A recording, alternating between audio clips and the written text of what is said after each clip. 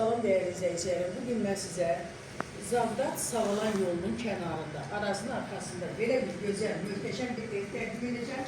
Evimiz 4 otaqdan ibarətdir. Gəl əvvəlcə çəkək bunun padvalını. Ayaq üstə gəzmək mümkündür. Padval da qupqurudur. Bu da qapı açıqlar. Biraz qapının ağzı şeydir. Görsən o tərəf qupqurudur. İki tərəfdən də padvala girməyə yer qoyacaq. Burada balkonu.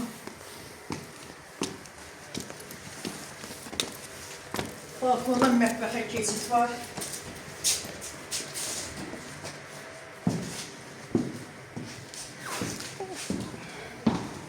Deməli, evimiz 4 otaqdan ibarətdir. Paket kubçadır.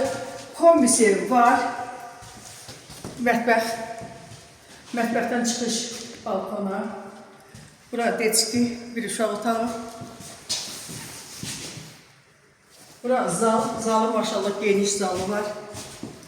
Evimiz ipotekaya gelir. Əsas yolda 100 metr məsafədədir.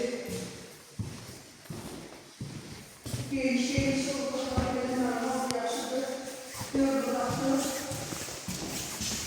Burada bir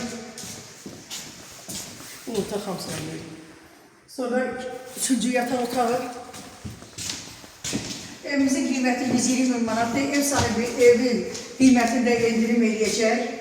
Görürsünüz, evin hamam aksesuarlarıdır, kombisidir, hamısı quraşdırılıbdır. Gördüğünüz gibi